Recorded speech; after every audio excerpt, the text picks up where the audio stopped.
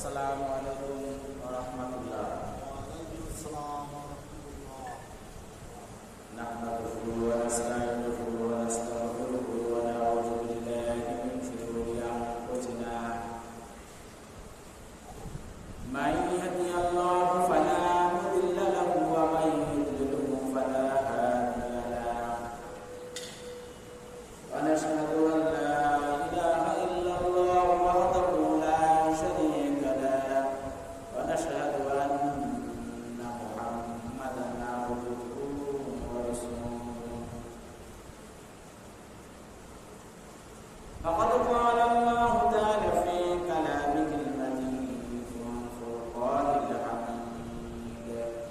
Fa'udhu billahi minash shaitanir rajim. Bismillahir rahmanir rahim. Iqra bismi rabbikal ladzi khalaq. Khalaqal insana min 'alaq. Iqra rabbukal akram alladzi 'allama bil qalam. 'Allamal insana ma lam ya'lam. Wa qala ta'ala fi shani habib. Inna Allaha wa malaikatahu yusalluna 'alan nabiy. Ya ayyuhalladzina amanu sallu 'alaihi wa sallimu taslima. আমরা দরুদ ইব্রাহিম পড়ি। আল্লাহুম্মা সাল্লি আলা মুহাম্মাদিন ওয়া আলা আলি মুহাম্মাদ কামা সাল্লাইতা আলা ইব্রাহিম ওয়া আলা আলি ইব্রাহিম ইন্নাকা হামিদুম মাজিদ. Allahumma barik ala Muhammadin wa ala ali Muhammad kama barakta ala Ibrahim wa ala ali Ibrahim innaka Hamidum Majid. Balagal ula bi kamalihi kashafal ula bi jamalihi hasanat jami'u husanihi. Sallu alaihi wa alihi. Assalatu wassalamu alayka ya Rasulallah. Assalatu wassalamu alayka ya Habiballah. Assalatu wassalamu alayka ya Syafi'ul Muslimin. Assalatu wassalamu alayka ya rahmatan lil alamin. সম্মানিত উপস্থিতি, আমরা সমস্ত প্রশংসা জানাই সেই মহান রাব্বুল আলামিনের, যে মহান রব্বুল আলামিন আপনাদেরকে এবং আমাকে সপ্তাহের শ্রেষ্ঠ দিন জুমার দিন, জুমার প্রথম অংশে মসজিদে আসার তৌফিক দিয়েছেন। এজন্য আমরা শুকরিয়া আদায় করি, বলি আলহামদুলিল্লাহ। আরো আমরা শুকরিয়া জানাই এজন্য যে মহান আল্লাহ পাক আমাদেরকে আরো একটি সপ্তাহ হায়াত বাড়িয়ে দিয়ে বেশি বেশি করে নেক কাজ করার তৌফিক দিয়েছেন। এজন্য আমরা শুকরিয়া আদায় করি, বলি আলহামদুলিল্লাহ। লাখ কোটি দুরূদ ও সালাম সেই মহান নবীর প্রতি, যাকে সৃষ্টি না করলে এই 18,000 মাখলুকাত কোনো কিছুই সৃষ্টি করা হতো না। তারই সাথে আমরা একবার রসুল করি বলে সাল্লাল্লাহু আলাইহি ওয়াসাল্লাম।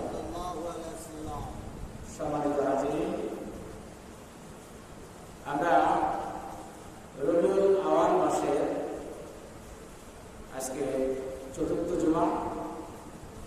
আমরা নবী সাল্লাল্লাহু আলাইহি ওয়াসাল্লামের সিরাত নিয়ে ধারাবাহিকভাবে আমরা আলোচনা করতেছিলাম। আসলে আপনার আমার ভিতরে যদি নবীর সিরাত যদি জানা থাকতো, তাহলে আপনি আমি ইচ্ছা করলে যে কোনো কাজ কিন্তু করতে পারতাম না। যে কোনো কাজ করার আগে একটু ভাবতাম যে আসলে এই কাজটা আমাকে করা উচিত নাকি অনুচিত। কিন্তু আজকে দেখেন সব কিছু জানতে চাই, কিন্তু আসলে নবীর সিরাত আমরা জানতে চাই না বা নবীর সিরাত আমরা পড়তে চাই না। আমার মনে হয় যে আমাদের প্রত্যেকের বাড়িতে এই যে নবীজির সিরাতের উপরে যে বই আর রাহিকুল মাকতুব বইটা যে রয়েছে, এই বইটা আমাদের প্রত্যেকের বাড়িতেই থাকা উচিত। কারণ এই বইয়ের ভিতরে এটা বাংলায় অনুবাদ করা অত্যন্ত সুন্দর করে নবী করিম সাল্লাল্লাহু আলাইহি ওয়াসাল্লামের সিরাত এই বইয়ের ভিতরে উপস্থাপন করা হয়েছে। তো যাই হোক, আমরা ধারাবাহিকভাবে আলোচনা করতেছিলাম। গত সপ্তাহে আমরা আলোচনা করতে করতে আমরা রেখে দিয়েছিলাম যে নবী করিম সাল্লাল্লাহু আলাইহি ওয়াসাল্লাম যখন ফিজার যুদ্ধ, এই যুদ্ধের বিভীষিকা তিনি দেখলেন, দেখার পরে ওনার কোমল হৃদয়ে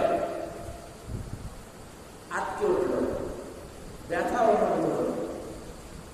তখন নবী করিম সাল্লাল্লাহু আলাইহি ওয়াসাল্লাম সেই জামানার যুবকদের নিয়ে বর্ণনা করেছিলেন হিলফুল ফুজুর নামে একটা সংগঠন।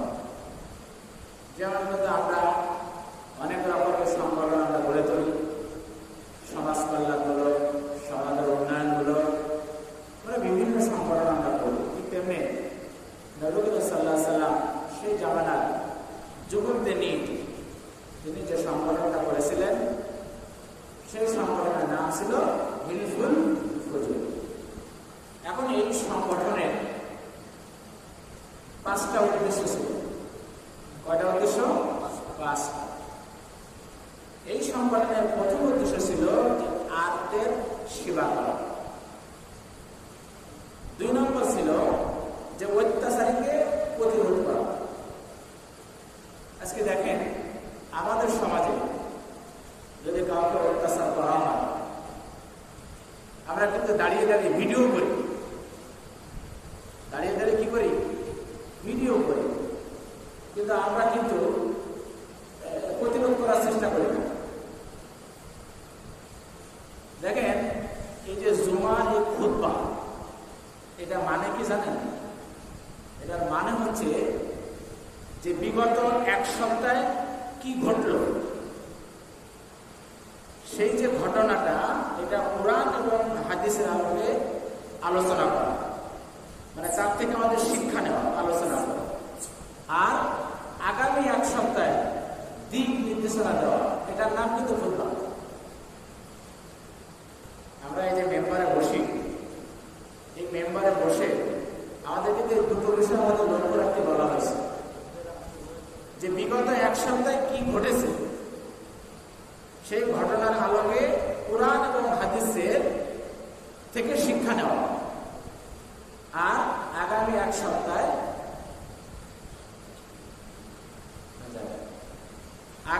সপ্তাহে যে দিক নির্দেশনামূলক কথা বলা। ঠিক দেখেন, এমন একটা ঘটনা কিন্তু ঢাকা বিশ্ববিদ্যালয়ে ঘটেছে। আপনারা তো অনেকে জানেন, যারা পরিবার পত্রিকা বা যাদের অ্যান্ড্রয়েড সেট আছে, মোবাইল আছে, তারা কিন্তু জানে। আমি তো আলোচনা একটু পরে করবো এই ঘটনা, এখন শুধু আমি ইঙ্গিত দিয়ে রাখলাম। এখন এই যে ঘটনাটা ঘটলো, এখানে দেখেন ভিডিও করছে, করছে না? এটা অনলাইনে আমরা পরের দিনই পেয়ে গেছি আমরা, কিন্তু এখানে কিন্তু প্রতিরোধ করে না। অথচ নবী করিম সাল্লাল্লাহু আলাইহি ওয়াসাল্লাম যে সংগঠনটা করেছিলেন, সেই সংগঠনের 5টা উদ্দেশ্যের 2 নম্বর ছিল যে অত্যাচারীকে প্রতিরোধ করা, আর 3 নম্বর ছিল যে অত্যাচারীকে সাহায্য করা, যাকে অত্যাচার করা হচ্ছে তাকে সাহায্য করা। আমাদের চোখের সামনে যদি কারো এরকম অত্যাচার হয়, আমাদের উচিত কি? যে যাকে অত্যাচার করা হচ্ছে তাকে সাহায্য করা। হাদিস শরীফের ভিতরে এসেছে, আপনার সামনে যদি কোনো অন্যায় কাজ সংঘটিত হয়, যদি কোনো অন্যায় কাজ আপনি দেখেন, তাহলে সর্বপ্রথম আপনার উচিত হচ্ছে হাত দিয়ে সেটাকে প্রতিহত করা।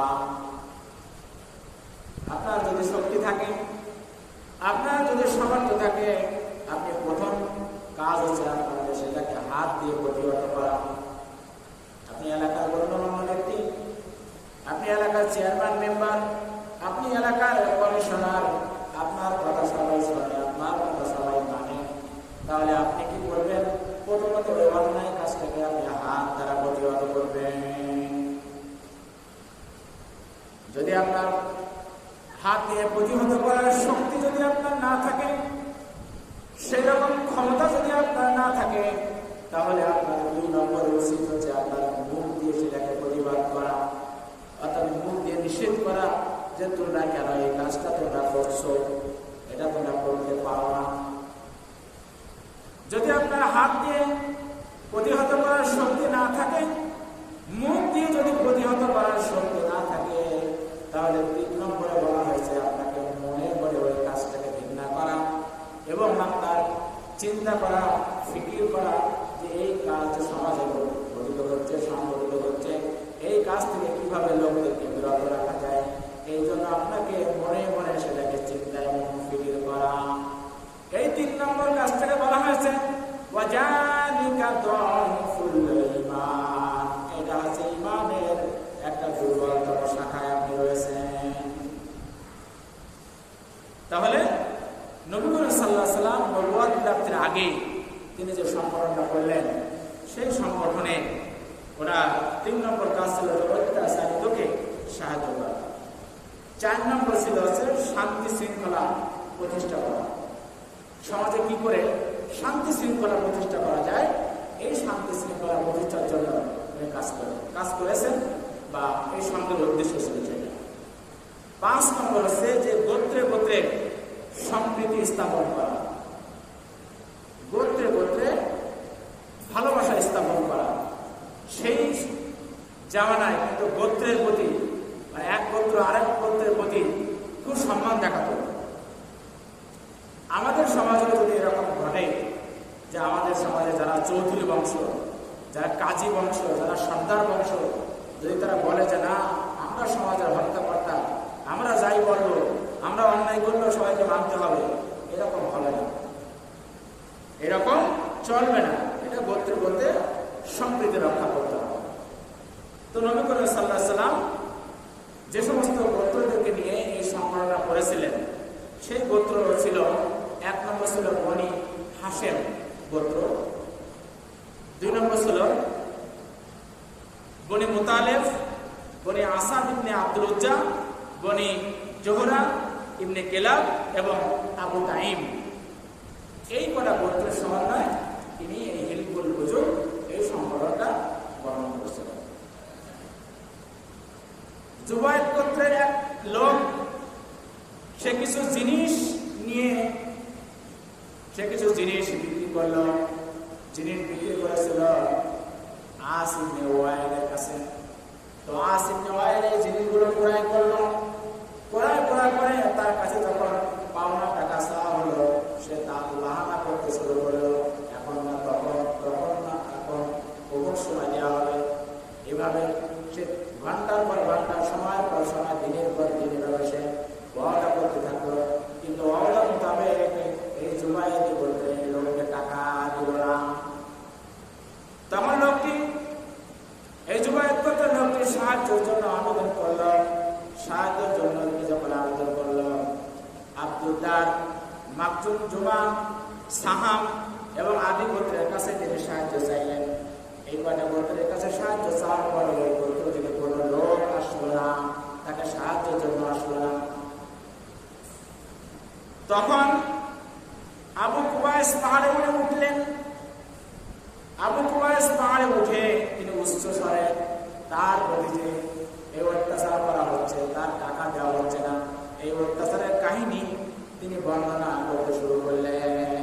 সেই সমাজের একটা নিয়ম ছিল, যেমন আমাদের সমাজের নিয়ম কি, যে আমরা যদি কোনো কিছু বলতে চাই তাহলে আমরা সংবাদ সম্মেলন করি। আর যাদের সংবাদ সম্মেলন করার মানে ক্যাপাসিটি নাই, যোগ্যতা নাই, তারা কি করে, অনলাইনে একটা মেসেজ দিয়ে দেয় যে অমুক জায়গায় অমুক এই কাজটা হবে, এভাবে সে দিয়ে দেয়। আর সেই সমাজের নিয়ম ছিল ওই যে পাহাড়ের চূড়ায় উঠত, ওঠার পরে তারা তাদের পরনের লুঙ্গিটা খুলে ঘোরাতো। তখন মানুষে মনে করতো যে এই লোকটা কোনো বিপদে পড়ছে, তাকে সাহায্য করতে হবে। তো এই লোক, এই আবু কুবাইস পাহাড়ে উঠে উচ্চ স্বরে সে বলতে লাগলো। বলার পরে তখন নবী করিম সাল্লাল্লাহু আলাইহি ওয়াসাল্লাম গঠিত যে হিলফুল ফুজুল, এই যে কয়েকটি গোত্রকে নিয়ে তিনি হিলফুল ফুজুল গঠন করেছিলেন, এই হিলফুল ফুজুলের লোকেরা তখন তার সাহায্যের জন্য এগিয়ে আসলো। তার সাহায্য এগিয়ে এসে এই আস ইবনে ওয়াইলের কাছ থেকে সেই টাকাটা তারা নিয়ে তাকে দিয়ে দিলেন। বলে সুবহানাল্লাহ। নবী করিম সাল্লাল্লাহু আলাইহি ওয়াসাল্লামের নবুয়ত লাভের আগে এই সমস্ত কাজগুলো করেছে। নবী করিম সাল্লাল্লাহু আলাইহি ওয়াসাল্লামের এরপরে আমরা আলোচনা করব তার সংগ্রামী জীবনযাপন। তরুণ বয়সে নবীজির নির্দিষ্ট কোনো কাজ ছিল না। যে সময় তিনি তরুণ, এই বয়সে ওনার নির্দিষ্ট কোনো কাজ ছিল না। তখন তিনি বকরি চড়াইতেন এবং অন্যান্য লোকেরও বকরি চড়াইতেন। এই বকরি চড়ানোর মানে হচ্ছে আরো কিন্তু অন্যান্য নবী রাসূলরাও কিন্তু বকরি চড়াইছে। এই বকরি চড়ানোর অর্থ হচ্ছে যে নবী রাসূলদেরকে ধৈর্যশীল করা। এই বকরি চড়ানোর মাধ্যমে নবী রাসূলদেরকে ধৈর্যশীলের শিক্ষা দিয়েছে। তো এইভাবে আমাদের নবী করিম সাল্লাল্লাহু আলাইহি ওয়াসাল্লাম যখন তরুণ বয়স ছিলেন তিনিও বকরি চড়াইতেন। এরপর যখন নবী করিম সাল্লাল্লাহু আলাইহি ওয়াসাল্লামের বয়স 25 বছর হল, তখন নবী করিম সাল্লাল্লাহু আলাইহি ওয়াসাল্লাম খাদিজাতুল কুবরা ওনার ব্যবসায়ের ভার নিলেন। ওনার ব্যবসার উদ্দেশ্যে উনি সিরিয়া গেলেন। তো সিরিয়া যাওয়ার পরে নবী করিম সাল্লাল্লাহু আলাইহি ওয়াসাল্লামের এই যে আমানতদারি এবং এই ব্যবসায় যখন মুনাফা হলো এবং নবী করিম সাল্লাল্লাহু আলাইহি ওয়াসাল্লাম সততা এবং তার সচ্চরিত্র, এই কথা বিবি এই যে খাদিজার কৃতদাস ছিল মাইসারা, এই মাইসারার কাছ থেকে তিনি শুনলেন। শোনার পরে বিবি খাদিজাও সময় বুঝতেছিলেন যে নবী করিম সাল্লাল্লাহু আলাইহি ওয়াসাল্লামের কাছে তিনি কথা বলবেন এবং তার বিবাহের জন্য প্রস্তাব দিবেন। তার আগে কিন্তু ওই আরব সমাজের অনেক বড় বড় যারা গোত্র, অনেক বড় বড় যারা ধনী, তারা কিন্তু বিবি খাদিজাকে বিবাহের প্রস্তাব দিয়েছিলেন। কিন্তু বিবি খাদিজা কিন্তু কারণ প্রস্তাব তিনি গ্রহণ করেন। তখন বিবি খাদিজার একজন বান্ধবী ছিল, বান্ধবীর নাম ছিল নাফিসা। এই নাফিসার মাধ্যমে নবী সাল্লাল্লাহু আলাইহি ওয়াসাল্লামের কাছে বিবাহের প্রস্তাব পাঠালেন। বিবাহের প্রস্তাব যখন পাঠানো হলো, নবী করিম সাল্লাল্লাহু আলাইহি ওয়াসাল্লাম তখন তার চাচা আবু তালেবের সাথে পরামর্শ করলেন। পরামর্শ করার পরে নবী করিম সাল্লাল্লাহু আলাইহি ওয়াসাল্লাম রাজি হয়ে গেলেন এবং চাচাও রাজি হয়ে গেল। নবী করিম সাল্লাল্লাহু আলাইহি ওয়াসাল্লাম বিয়ের মোহরানা হিসাবে তিনি 20টা উট তখন দিয়েছিলেন। নবী করিম সাল্লাল্লাহু আলাইহি ওয়াসাল্লামের সাথে বিবি খাদিজার যখন বিবাহ হলো, নবী সাল্লাল্লাহু আলাইহি ওয়াসাল্লামের বয়স ছিল তখন হচ্ছে 25 বছর, কিন্তু অপরদিকে খাদিজার বয়স ছিল তখন 40 বছর। কিন্তু দেখেন আমাদের সমাজে যদি 1 বছর বেশি যদি কন্যার বয়স হয়, আমরা কিন্তু সেটা মেনে নিই না, আমরা কিন্তু মানি না, বা সমবয়সী হইলে কিন্তু আমরা মানি না। অথচ আপনি, আমি বা আপনার আমার সন্তানদেরকে যদি এরকম বেশি বয়সের কোনো মেয়েকে যদি বিবাহ আমরা করাই বা আমরা বিবাহ করি, এটা কিন্তু নবী সাল্লাল্লাহু আলাইহি ওয়াসাল্লামের একটা সুন্নাত আদায় হয়ে যায়। সুবহানাল্লাহ। খাদিজার গর্ভে, এবং বলা হচ্ছে আরেকটা কথা যে নবী সাল্লাল্লাহু আলাইহি ওয়াসাল্লামের এই যে স্ত্রী খাদিজাতুল কুবরা যতদিন বেঁচে ছিলেন, নবী সাল্লাল্লাহু আলাইহি ওয়াসাল্লাম কিন্তু অন্য কোনো বিবাহ করেনি। তো এই খাদিজার গর্ভে প্রথমে একটা সন্তান হলো, ছেলের সন্তান আবুল কাসেম। এরপরে জয়নাব, রুকায়া, উম্মে কুলসুম, ফাতেমা এবং আব্দুল্লাহ জন্মগ্রহণ করেছিলেন। তো এই কাসেম এবং আব্দুল্লাহ এনারা শৈশবেই ইন্তেকাল করেন। এই 4 কন্যা জীবিত ছিলেন। এরপরে নবী করিম সাল্লাল্লাহু আলাইহি ওয়াসাল্লাম যখন কাবা ঘর, কাবা ঘরের পূর্ণ নির্মাণ এবং যে হাজরে আসওয়াদ স্থাপন, এই কাজটা নবী সাল্লাল্লাহু আলাইহি ওয়াসাল্লামের মাধ্যমে সংগঠিত হয়েছিল। তখন হচ্ছে নবী সাল্লাল্লাহু আলাইহি ওয়াসাল্লামের বয়স ছিল 35 বছর যখন এই কাবা ঘর পুনর্নির্মাণ করা হয়। ইসমাঈল আলাইহিস সালাম যখন কাবা ঘর নির্মাণ করেছিলেন তখন এই কাবা ঘরের উচ্চতা ছিল হচ্ছে 9 হাত, আর কাবার উপরে তখন ছাদ ছিল, যেমন আমাদের ছাদ দেওয়া, তখন কাবার উপরে ছাদ ছিল না। এখন তারা এই কাবা ঘর নির্মাণের জন্য তারা আহ্বান করলো। আহ্বান করার পরে দেখেন সেই সমাজে তারা কিন্তু ধর্ম মানত না, কিন্তু তাদের ভিতরে নীতি ছিল। কি নীতি ছিল? তারা আহ্বান করলো যে কাবা ঘর নির্মাণ করা হবে, কিন্তু বৈধ উপায়ে অর্জিত অর্থের মাধ্যমে কাবা ঘর নির্মাণ করা হবে, কোনো অবৈধ অর্থ। যেমন তারা বলছে যে পতিতাবৃত্তি যারা করে, এই পতিতাবৃত্তির উপার্জন এখানে দেওয়া হবে না বা এখানে নেওয়া হবে না। তারপর সুদের অর্থ, যারা সুদ খায়, এই সুদের অর্থ, সুদ করতে অর্থ নেওয়া হবে না। তারপর হচ্ছে অন্যায়ভাবে গৃহীত অর্থ, জোর করে আদায় করা, জবরদস্তি করে কোনো সম্পদ কেড়ে নেওয়া, লুটপাট করা, এই সমস্ত অর্থ নেওয়া যাবে না। তো তখন তারা এই ঘোষণা করে কাবা ঘর পুনর্নির্মাণ করবে, কিন্তু এই কাবা ঘর ভাঙবে কি? মানে ওনাদের মনে একটা এটা ধারণা ছিল যে কাবা ঘর যদি আমরা ভাঙতে যাই তাহলে আমরা ধ্বংস হয়ে যাব। কাবা ঘর ভাঙবে কি, সাহস করবে কি? তখন একজন সাহস করে ভাঙা শুরু করলো, তার নাম ছিল ওয়ালিদ ইবনে মুগীরা। ইনি প্রথমেই ভাঙা শুরু করলো। তো তখন দেখছে যে ভাঙা যখন শুরু হয়েছে তার কোনো ক্ষতি হচ্ছে না, কোনো অসুবিধা হচ্ছে না, তখন অন্য অন্য লোকজন এগিয়ে গেল। তারা ভাঙতে ভাঙতে হযরত ইব্রাহিম আলাইহিস সালামের নির্মিত অংশ পর্যন্ত তারা ভাঙলেন। ইব্রাহিম আলাইহিস সালাম যে পর্যন্ত নির্মাণ করেছিলেন ওই নির্মাণ পর্যন্ত তারা ভেঙে আসলেন, আর তারা ভাঙলেন না। এবার তারা পুনরায় নির্মাণ করলেন। নির্মাণ করার পরে নির্মাণ করতে করতে যখন হাজরে আসওয়াদ পাথরখানা আবার যথাস্থানে রাখতে হবে, তখন তাদের ভিতরে একটা গন্ডগোল শুরু হয়ে গেল। সব গোত্রই বলতে লাগলো যে এই সম্মানের অধিকারী আমরা হব। হাজরে আসওয়াদ কি আসলে জানেন আপনারা? পাথর, যে পাথরে আমরা হজ করতে যাই, উমরা করতে যাই, চুম্বন করি, এবং যে পাথর আমাদের গুনাহ টেনে নেয়। এই পাথরটা যখন ভেস্ত থেকে প্রথম আনা হয়েছিল এটা ছিল সাদা, কিন্তু এটা আমাদের টানতে টানতে টানতে টানতে এটা হয়ে গেল কালো। এখন এই যে পাথরের একটা সম্মান, এই মর্যাদা, এটা সব গোত্রে তারা নিতে চায়। তখন তাদের ভিতরে একটা যুদ্ধের শ্বাস রব পড়ে গেল। সবাই চাইল যে এই কাবারের সম্মান, এই হাজরে আসওয়াদের সম্মান, তারাই মানে সেই গোত্র, প্রত্যেক গোত্র এটা নিতে চাইল। তখন তাদের ভিতরে এই ওয়ালিদ ইবনে মুগীরা, ইনি ছিলেন একটা বয়স্ক, ইনি বললেন যে আমি একটা সমাধান দিতে পারি যদি আপনারা আমার কথা মানেন, যদি আমার কথা শ্রবণ করেন। সেই সমাজের লোকেরা তারা বৃদ্ধ লোকদেরকে সম্মান করত, কিন্তু আমাদের সমাজের লোকেরা কিন্তু বৃদ্ধদেরও সম্মান করে না। এই তো কিছুদিন আগে দেখলাম, পেপারে দেখলাম যে বৃদ্ধ বাবা তার সন্তানকে আলাদা করে দিচ্ছে, আপনারাও মনে হয় দেখছেন।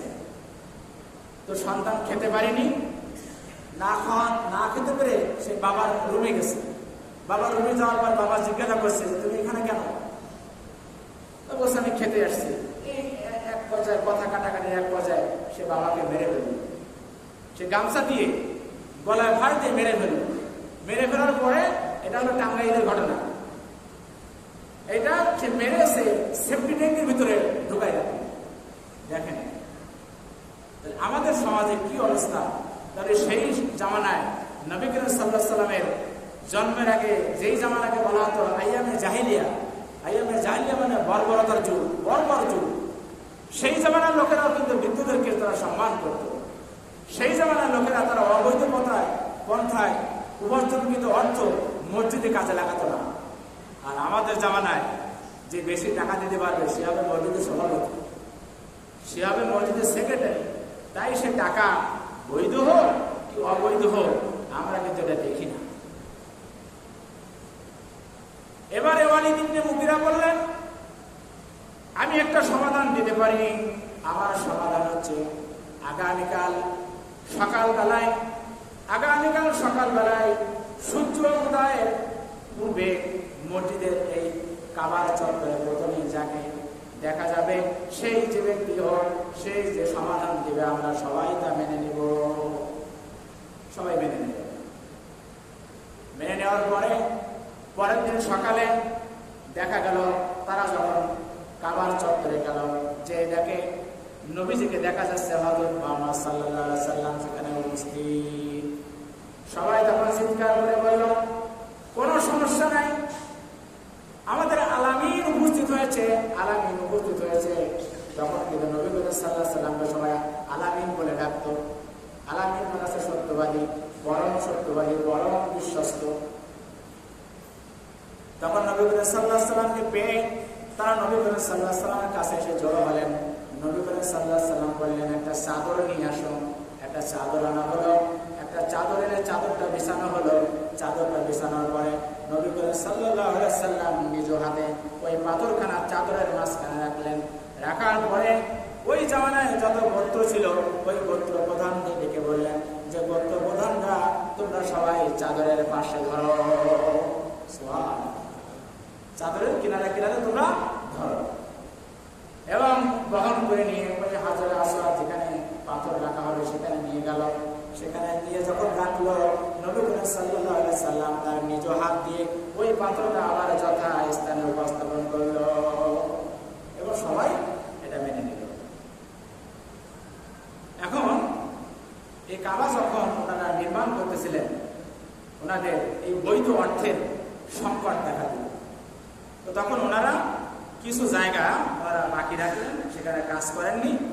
আর এই অংশের বর্তমান নাম হচ্ছে হেজর এবং হাতিম বলা হয়। আর তখন তারা কাবা নির্মাণ করে কাবার দেওয়ালগুলো তারা 15 হাত উঁচু করলো এবং ভিতরে তারা 6টি খুঁটি তারা দাঁড় করলো এবং তারা ছাদ ঢালাই দিল। আর বর্তমানে কাবার উচ্চতা রয়েছে 15 মিটার। এভাবে নবী সাল্লাল্লাহু আলাইহি সাল্লাম নবুয়ত প্রাপ্তির আগে এই সমস্ত কাজগুলো তিনি হিলফুল ফিজলের মাধ্যমে, এই হিলফুল ফিজল গঠনের মাধ্যমে তিনি করেছেন। এরপর আছে নবী সাল্লাল্লাহু আলাইহি সাল্লামের জীবনের নবুয়তের আগের বছর। আমাদের যত মানুষ আমরা রয়েছি, আমাদের মানুষদের মধ্যে যার ভিতরে যার যত গুণ রয়েছে, আলাদা আলাদা গুণ রয়েছে, আমাদের নবী সাল্লাল্লাহু আলাইহি সাল্লামের জীবনে এই সমস্ত গুণগুলোকে এককভাবে দেওয়া হয়েছে। সুবহানাল্লাহ। তার মানে আমাদের যারা কারণ, কেউ আমরা আমানতদার, কেউ আমরা সত্যবাদী, কেউ আমরা অন্যায়ের প্রতিবাদ করি, এরকম যাদের ভিতরে যত গুণ রয়েছে এই সমস্ত গুণ এককভাবে আমার নবীর ভিতরে দেওয়া হয়েছে। নবী সাল্লাল্লাহু আলাইহি সাল্লামের সেই জামানায় মানুষ খুন খারাপি করত, কন্যা সন্তানকে জীবন্ত কবর দিত। এই সমস্ত দেখে তিনি মর্মাহত হলেন এবং দেখে যে সমাজে মদ পান, চারিদিকে মদ পান করে মানুষ। নবী সাল্লাল্লাহু আলাইহি সাল্লাম জীবনে কখনো তিনি মদ পান করেননি। নবী সাল্লাল্লাহু আলাইহি সাল্লাম পূজার বেদিতে জবাই করা পশুর গোশত তিনি খাননি। এই দেখেন সামনে আমাদের হিন্দু ভাইদের দুর্গা পূজা আসতেছে। এই দুর্গা পূজা এই যে ওরা কিন্তু বেদিতে খাসি জবাই দেয়, তো জবাই দেয় না, বলি দেয়। এই যে জবাই দেয় বা বলি দেওয়া, এই খাসির মাথাগুলো কিন্তু বাজারে বিক্রি হয়। আমরা কিন্তু এই যে অক্টোবর মাসে কিন্তু ছাগলের মাথা, খাসির মাথা কিন্তু হিসাব কিতাব করে কিনবেন। নবী সাল্লাল্লাহু আলাইহি সাল্লাম এই পূজার বেদিতে এই জবাই দেয়া কোনো মাংসের বস্তু তিনি খাননি। মূর্তির জন্য তিনি কোনো উৎসব করেননি, কোনো পার্বণ করেননি, কোনো মেলাতেও তিনি অংশগ্রহণ করেননি। লাত এবং উজ্জার নামে তিনি কোনোদিন শপথও করেননি। বুখারী শরীফের 1487 নম্বর হাদিসে হযরত জাবির ইবনে আব্দুল্লাহ রাদিয়াল্লাহু তাআলা বর্ণিত, তিনি বলেন, ক্বালা লাম্মা বুনিতুল কাবাতি জাহাবান নবী সাল্লাল্লাহু আলাইহি ওয়াসাল্লাম ওয়া আব্বাসুন ইয়ানকুলানিল হিজারাতি ফাকালা আব্বাস লিন নবী সাল্লাল্লাহু আলাইহি ওয়াসাল্লাম ইজআল ইজহারাকা আলা রাকাবাতিকা ফাখরা ইলাল আরদ ফাতামাহাত আইনা ইলা সামাই ফাকালা আরিনি জারি ফাশাদ্দাহু আলাইহি। নবী করিম সাল্লাল্লাহু আলাইহি ওয়াসাল্লাম এবং হযরত আব্বাস রাদিয়াল্লাহু তাআলা আনহু এই কাবা ঘর যখন নির্মাণ হচ্ছিল, এই কাবা ঘর নির্মাণ করার সময় নবী করিম সাল্লাল্লাহু আলাইহি ওয়াসাল্লাম আব্বাস রাদিয়াল্লাহু তাআলা আনহুর সাথে পাথর বহন করতেছিল। তো আব্বাস রাদিয়াল্লাহু তাআলা আনহু নবী করিম সাল্লাল্লাহু আলাইহি ওয়াসাল্লামকে বললেন, তুমি তোমার লুঙ্গিটা খুলে নিয়ে তুমি কাঁধে রাখো, তাহলে এই পাথরের দাগ তোমার পড়বে না। নবী করিম সাল্লাল্লাহু আলাইহি ওয়াসাল্লাম যখন লুঙ্গিটা খুললেন, লুঙ্গিটা খোলার পরে তিনি বেহুশ হয়ে গেলেন। বেহুশ হয়ে যাওয়ার পরে তিনি জ্ঞান হারিয়ে ফেললেন। জ্ঞান হারিয়ে পড়ার পরে উনি আসমানের দিকে তাকালেন। আসমানের দিকে তাকায় বললেন, এই যে তিনি বললেন যে ফাখরা ইলাল আরদ, তিনি জমিনে পড়ে গেলেন। ওয়াতামাহাত, এবং তারপর তিনি আইনাহু, তার চোখ দিয়ে ইলাস সামাই, আসমানের দিকে তাকিয়ে থাকলেন। তাকিয়ে বললেন ফাকালা, অতঃপর তিনি বললেন যে আরিনি জারি, আমার লুঙ্গি কোথায়, আমার লুঙ্গি দাও। ফাশাদ্দাহু আলাইহি, অথবা তাকে লুঙ্গি দেওয়া হলো এবং তিনি লুঙ্গি বেঁধে নিলেন। এত লজ্জাশীল ছিলেন আমার নবী। এরপরে তিনি দাওয়াত, মানে দাওয়াতের বিভিন্ন যুগ দাওয়াত দেওয়া শুরু করলেন। নবী করিম সাল্লাল্লাহু আলাইহি ওয়াসাল্লাম নবুয়তকে দুভাগে ভাগ করা হয়েছে। প্রথম ভাগ হচ্ছে মক্কি জীবন। এই মক্কি জীবন হচ্ছে 13 বছর তিনি ছিলেন। তারপর ছিল মাদানী জীবন। মাদানী জীবনে তিনি 10 বছর ছিলেন। মক্কি জীবনকে আবার 3টি পর্যায়ে বিভক্ত করা হয়েছে। প্রথম পর্যায় হচ্ছে যে গোপনে, অর্থাৎ তিনি গোপনে 3 বছর দাওয়াত দিলেন। এরপরে তিনি প্রকাশ্যে দাওয়াত দিলেন। প্রকাশ্যে দাওয়াত দিলেন তিনি 4 থেকে 10 বছর। এরপরে মক্কার বাইরে তিনি তায়েফে দাওয়াত দিতে গেলেন। আর এটা ছিল নবুয়তের 10ম বছরের শেষ ভাগে নবী করিম সাল্লাল্লাহু আলাইহি ওয়াসাল্লামের যখন তায়েফে দাওয়াত দিলেন। এই কয়টা ভাগে তিনি দাওয়াতি কাজ করেছেন। তো তিনি নবুয়ত প্রাপ্ত হওয়ার আগে তিনি হীরা গুহায় অবস্থান করতেন। কারণ চারিদিকে খুন খারাপি, এই এত লুটতরা, এত মারামারি, কন্যা সন্তানকে জীবন্ত কবর দেওয়া, এ সমস্ত দেখে ওনার মনটা মর্মাহত হতো। তখন উনি কি করলেন, হীরা গুহায়, এই হীরা গুহায় তিনি প্রথমত ছাতু এবং পানি নিয়ে, এটা ছিল মক্কা থেকে 2 মাইল দূরে, এই গুহার মধ্যে তিনি অবস্থান করতেন। এই গুহায় তিনি সময় কাটাতেন। গুহার দৈর্ঘ্যটা ছিল হচ্ছে 4 গজ এবং প্রস্থ ছিল হচ্ছে 2.25 গজ। আর নিচের দিকে খুব একটা গভীরও ছিল না। আর জমিন থেকে, অর্থাৎ মাটি থেকে এই গুহার উচ্চতা ছিল 800 মিটার।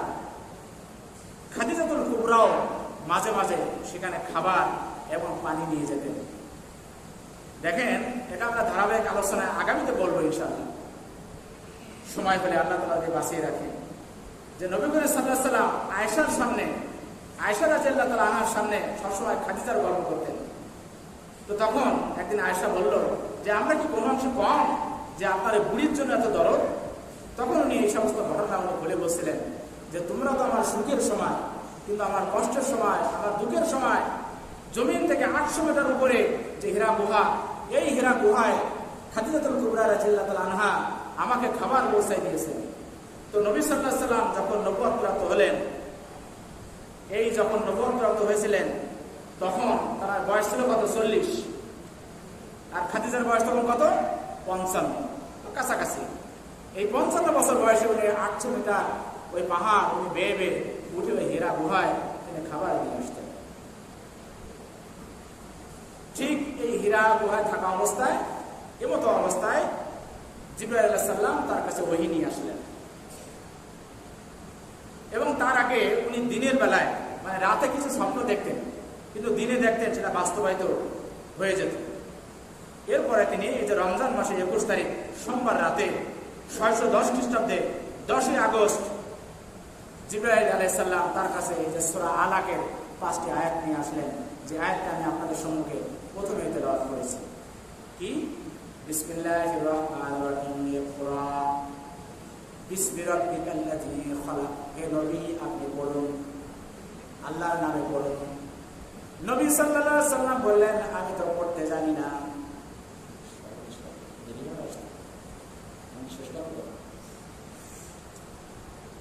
ইকরা বিসমি রাব্বিকাল্লাযী, নবী সাল্লাল্লাহু আলাইহি সাল্লামকে পড়তে বললেন। তখন নবী সাল্লাল্লাহু আলাইহি সাল্লাম বললেন, আমি পড়তে জানি না। জিবরাইল আলাইহিস সালাম নবী সাল্লাল্লাহু আলাইহি সাল্লামকে নিয়ে তার বুকের সাথে মিশালেন। এরকম করে এক নয়, দুই নয়, তিনবার করে মিশালেন, মিশাই চাপ দিলেন। চাপ দেওয়ার পরে জিবরাইল আলাইহিস সালাম যখন বললেন, নবী সাল্লাল্লাহু আলাইহি সাল্লামের সাথে সাথে পড়া শুরু করলেন, ইকরা বিসমি রাব্বিকাল্লাযী খালাক, খালাকাল ইনসানা মিন আলাক। বললেন যে পড়ুন, ওই প্রভুর নামে পড়ুন যিনি আপনাকে সৃষ্টি করেছেন, খালাকাল ইনসান, এবং যিনি মানুষকে সৃষ্টি করেছেন মিন আলাক, জমাট রক্তপিণ্ড থেকে সৃষ্টি করেছেন। ইকরা, এবং আপনি আরো পড়ুন, রব্বুকাল আকরাম, ওই প্রভুর নামে যে প্রভু হচ্ছে বড়ই অনুগ্রহশীল, আল্লাযী, যিনি আল্লামা শিখিয়েছেন, বিল কলাম, কলমের মাধ্যমে যিনি শিখিয়েছেন, আল্লামাল ইনসানা মা লাম ইয়ালাম, আর মানুষ যা জানতো না এগুলো তিনি শিখাই দিয়েছেন। তো এই আয়াত যখন নাজিল হলো, উনি আস্তে আস্তে মানে গুহা থেকে নেমে কাঁপতে কাঁপতে বাড়িতে চলে গেলেন। বাড়িতে চলে যাওয়ার পরে খাদিজাকে ডাক দিলেন, যে খাদিজাকে বললেন যে জামিলুনি, জামিলুনি, আমাকে চাদর দিয়ে ঢেকে দাও, আমাকে চাদর দিয়ে ঢেকে দাও। আলহামদুলিল্লাহ, আপনারা